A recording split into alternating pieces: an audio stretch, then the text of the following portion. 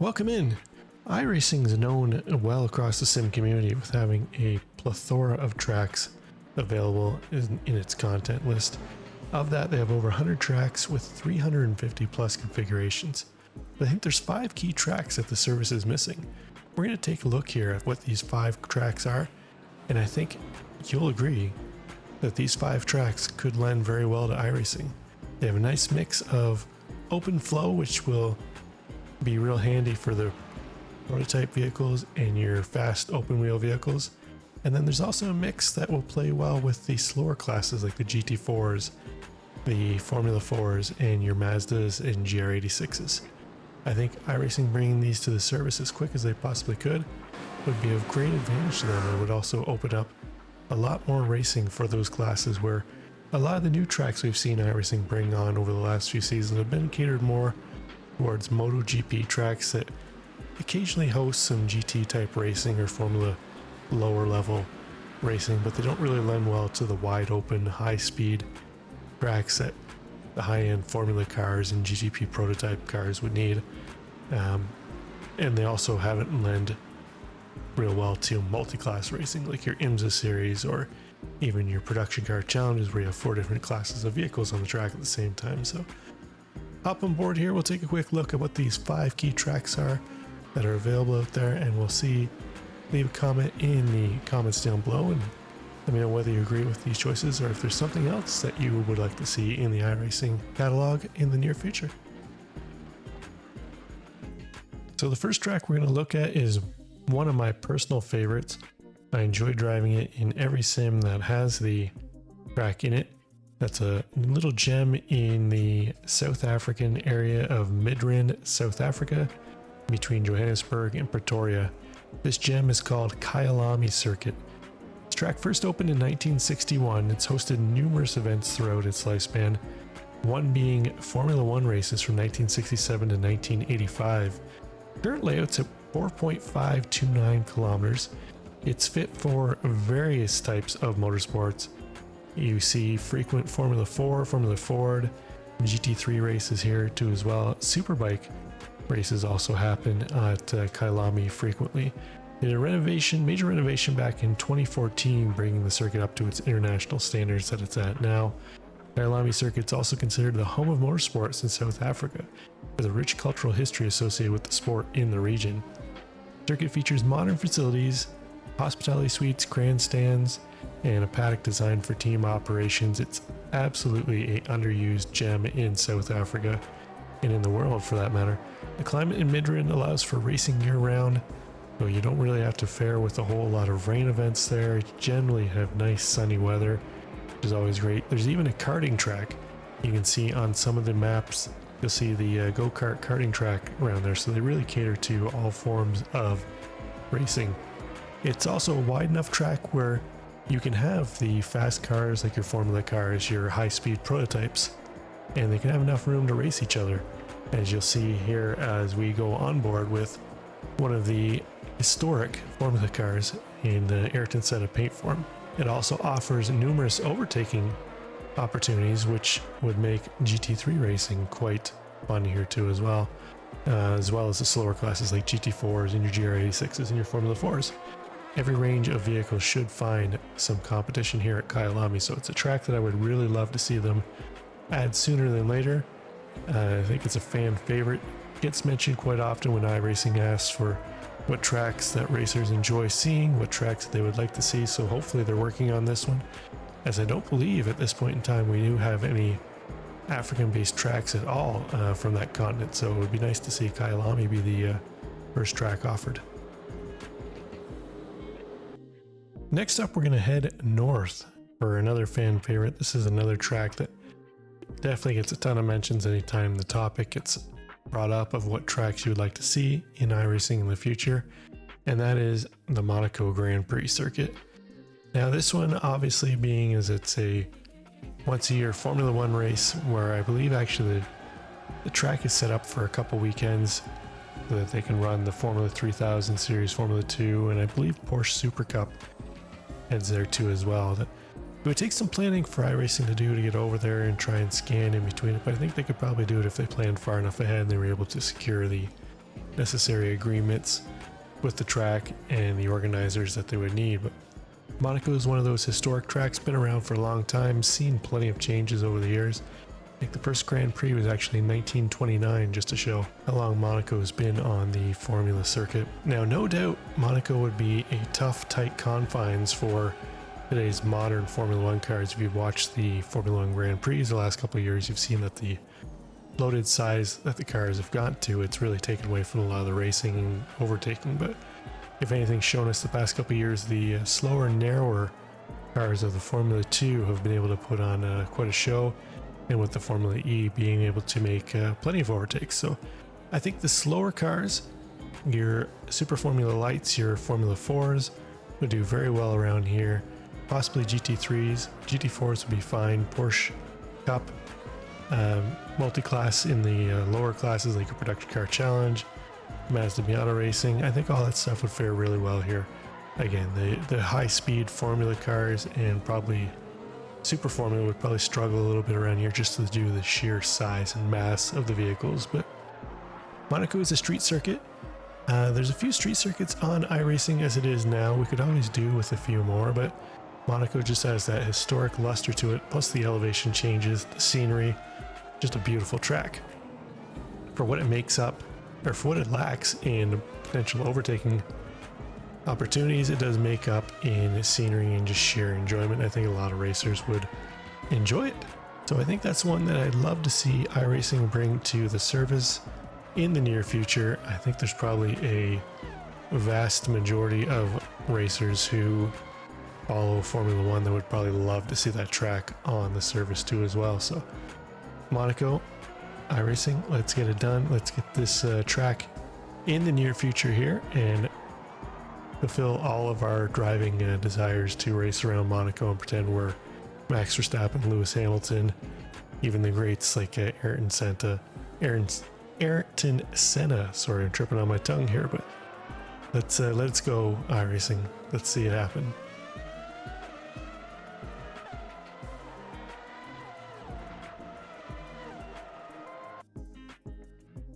Okay, next up on our list, we're going to head from one street circuit, temporary street circuit, to another temporary street circuit.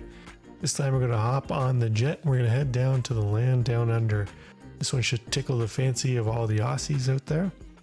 This time we're heading to the Adelaide street circuit. Now this is a temporary street circuit with some permanent buildings. If you hop on Google Maps, you can see it looks like the pit paddock area and some of the immediate outstanding track surfaces outside of the pit lanes are permanent facilities now. So this track has hosted Formula One in the past from 1985 to 1995, so it does have the ability to have room for those large fast cars, although the tight confines of the street circuit may make it a little tricky.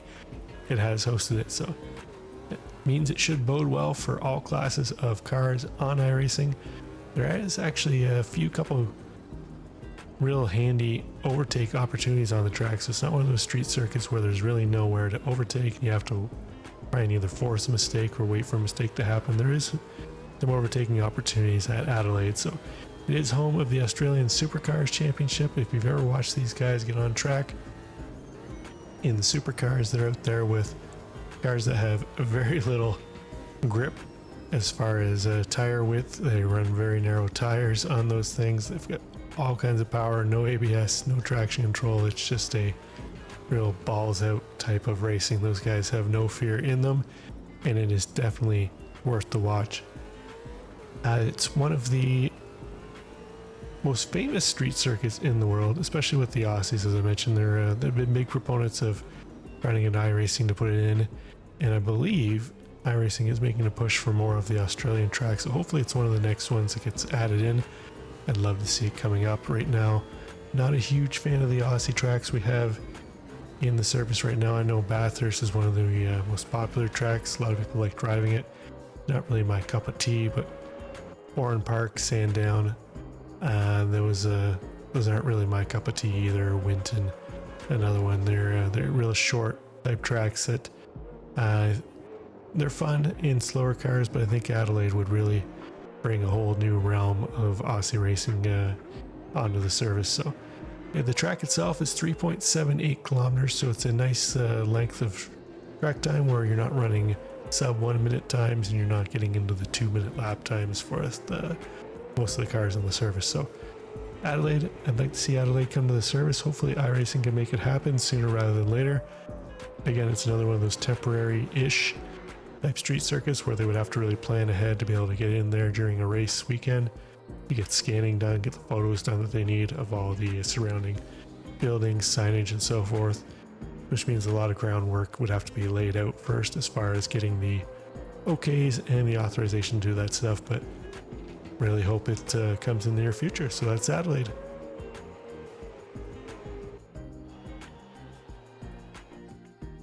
Okay, next up, we're going to get away from the 2 street circuits that we've just had. We're going to go to a proper built Formula One track. This one in Malaysia, the Sepang International Circuit, which actually I believe just became the Petronas Sepang International Circuit a year or 2 ago. This is a former F1 track. I believe it's been used since 2017. Hopefully with the naming rights going to Petronas that they're working on getting it back on the calendar. It's a great track. It's one of those Formula One tracks which isn't all that flat, which seems to be a lot of feature of a majority of the Formula One tracks where they're very flat, wide open. This is a track that does have some elevation changes. It's got a nice combination of fast corners, slow corners. Really have to work your car at various different speeds around the track, and it's obviously with it being built to cater to Formula One, it obviously has plenty of room for those high-speed cars, but it's also got challenging enough areas where the slower speed cars aren't going to be running at too slow of a speed to really have any kind of real competition and having to battle for track space. So the track that I think all the varieties of cars available on iRacing can have a really strong race, find some real competition and battles out there at Sepang. It was actually built in 1999, so it's a fairly new track, just over 25 years old. So it's a track that hasn't been used all that much as a Herman Tilke design if you're a fan of the Herman Tilke designs. And there you go. The longer track, 5.5 kilometers long, 15 turns, so it's going to have a fairly lengthy lap for the slower speed cars, but an average to slower lap for the Formula One type cars. Super Formula Lights, Formula 4 will all have plenty of fun around here. So as I mentioned, Petronas acquired the naming rights in 2023, signaling that they're interested in putting the track back in the Formula One calendar, so be it, and hopefully they can do that. So it's been hosting Formula One throughout the years. It also hosts a number of MotoGP races too as well, and it has catered to some GT style racing too as well, but for the most part it's a fairly underutilized track. It's got some beautiful facilities as far as the grandstands go.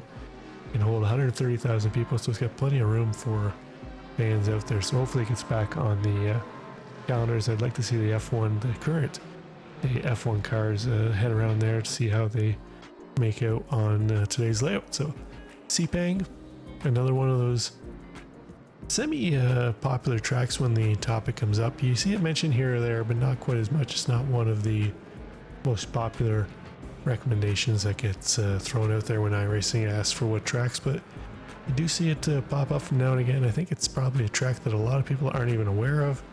It really doesn't feature in a lot of the other sims either, so it's one that's kind of went under the radar for the most part. So, but if you have the opportunity to race in any of the other sims, hop on it. I think you'll enjoy it. It's a real fun track. So Sepang Circuit, that's my 4th track. So let's take a look and see what the 5th and final track we have in store here for us to have a look at is. Okay, here we are at the final track of the 5 tracks that I'd really like to see added into iRacing. This one really comes to us as a surprise as to why we don't have it in the service, just because of its vast use across all different racing platforms out there. It's been the host of the French Formula One Grand Prix stop up until 2022. It hosts GT World Challenge Europe 3-hour race, the ELMS 4 hours at Castellet, Ferrari Challenge Europe,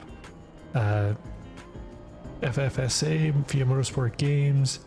It hosts Grand Prix and MotoGP races. It has a multitude of layouts. I believe there is 5 FIA Grade 1 layouts, 2 more FIA Grade 2 layouts. So the layouts of the track are virtually endless. That being said, it is a Formula One designed track, which means it's flat. Very flat.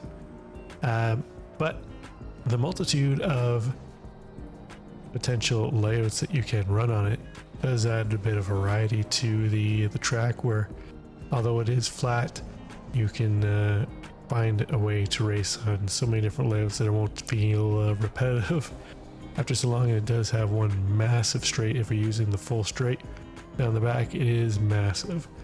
I'm not sure the full length of it, but it's probably even longer than Fuji Speedway, which I believe is the longest full permanent race facility that we have on iRacing straightaway. So the French Grand Prix track, Paul Ricard, is one that I would love to see iRacing add in as soon as possible. Obviously, with it being a Grade 1 track, Formula 1 track, it's got plenty of overtaking opportunity and space for the super fast Formula cars to race out there. It's going to have plenty of room for your prototype cars, multi-class cars, so IMSA would have no problem racing here. If you were running a ELMS type series, WEC type series, World Endurance type series, those cars would have plenty of room to race out there too as well. GT4s do race here too as well. It is part of the Benetech World GT Challenge. I can't remember exactly what we call that series off the top of my head, but the GT4s do race over there too as well, so GT4 racing would be fine for the 4 races here too as well. So basically any type of motorsport would be at home at Circuit Paul Ricard. So hopefully it's one that they're working on, and maybe it's just, you know, your typical French people are a little stubborn, don't want to sign off on the agreement. But hopefully iRacing and the circuit can get something worked out there as far as sponsorship and what needs to be done as far as scanning, because I think it's one that we're really missing out on that would be a real advantage to the service. So that's it. That completes our 5 tracks. So I hope I've touched on a lot of tracks that you all appreciate and would like to see coming on iRacing in the near future.